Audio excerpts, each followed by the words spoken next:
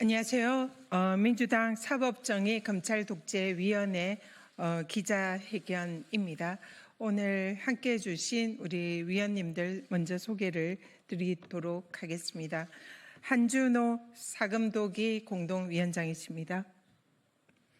김기표 위원님이십니다. 김승원 위원님이십니다. 이용우 위원님이십니다.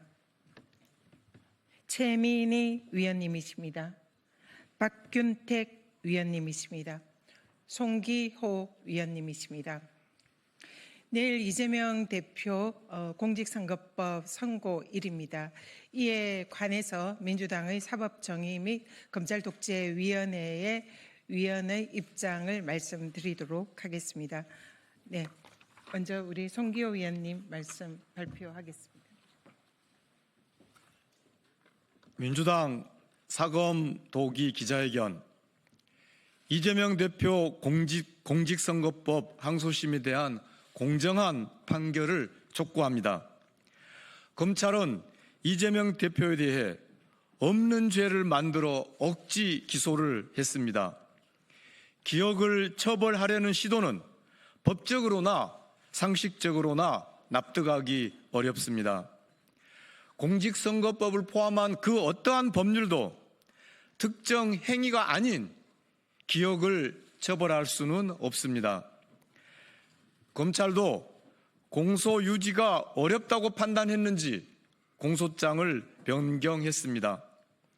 그런데 교유관계, 교유행위 등 국어사전에도 없는 조까지 만들어 억지 논리를 펼쳤습니다.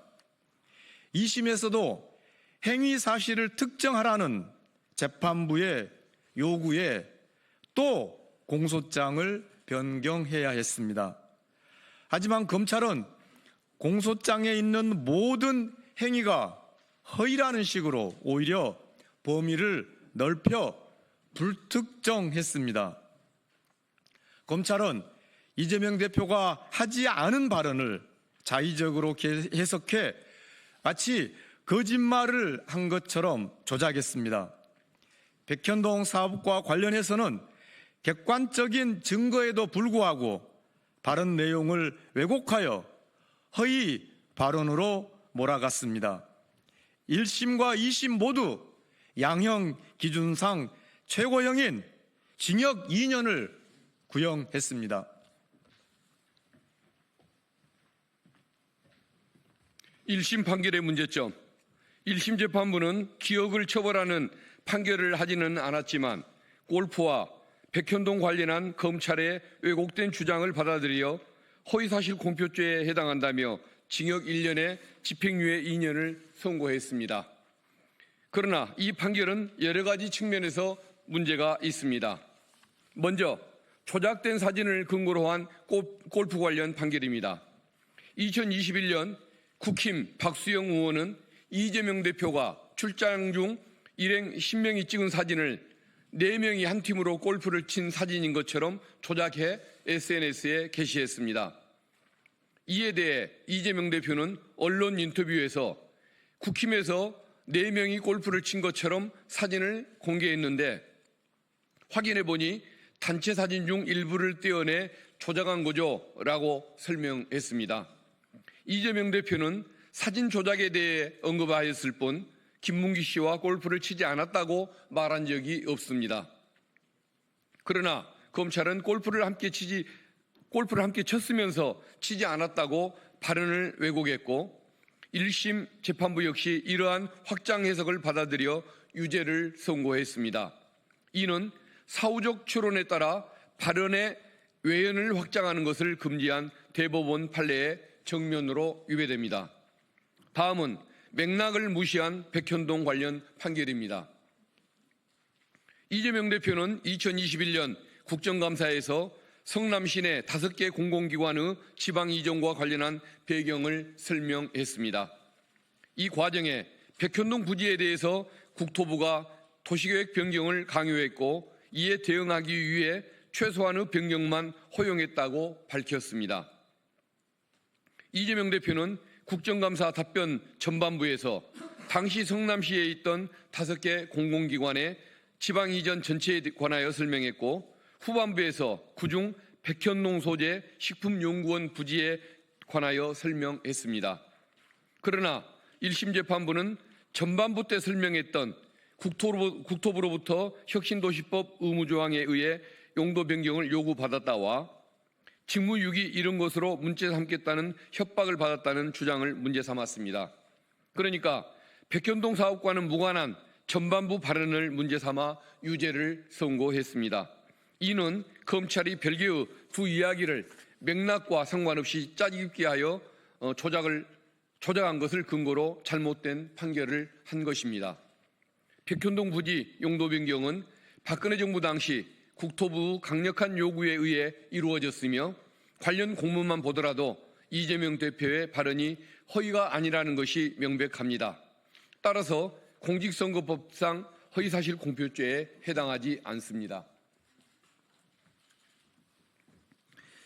법리적 문제에 대해서 말씀드리겠습니다. 허위사실 공표죄 구성 요건을 충족하지 않습니다.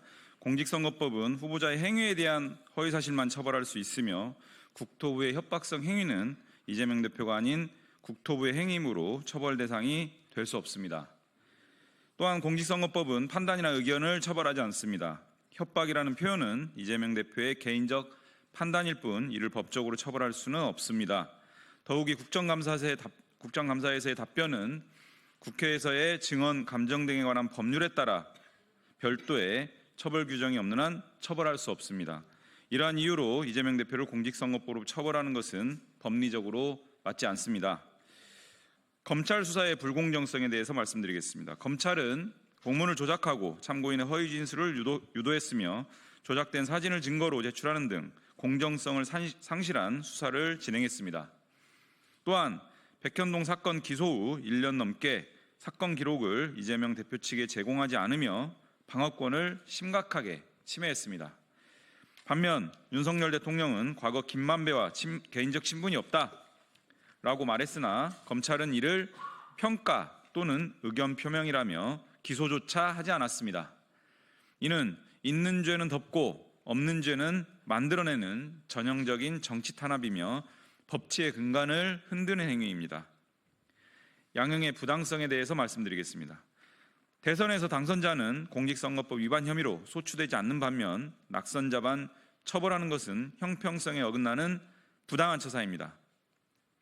또한 해당 발언들은 선거일로부터 70일에서 140일 전에 이루어진 것으로 선거에 미친 영향이 미미합니다.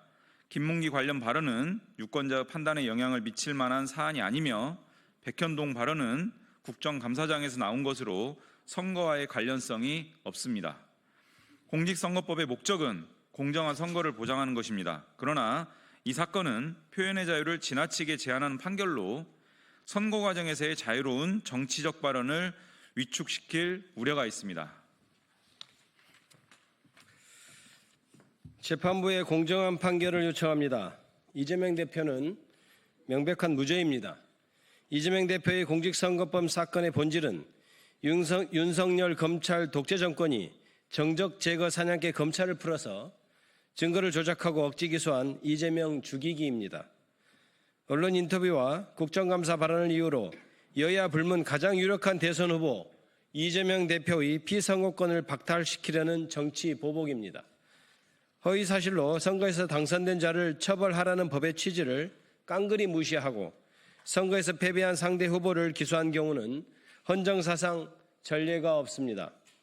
내란 속에는 탈옥시키고 야당 대표는 법의 취지까지 왜곡하며 조작 수사, 억지 기소한 검찰은 스스로 재판을 지속해야 할 정당성을 상실했습니다.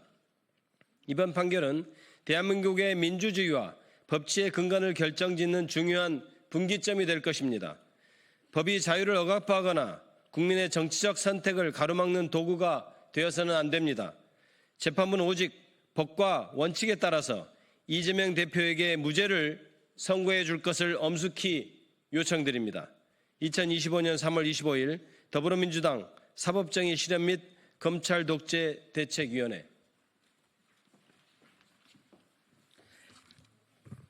네, 이상으로 민주당 사법정의 및 검찰독재위원회의 기자회견을 마치겠습니다. 혹시 더 질의하시거나 또 궁금한 점이 있으시면 백브리핑을 통해서 언론 여러분들과 소통하도록 하겠습니다. 감사합니다.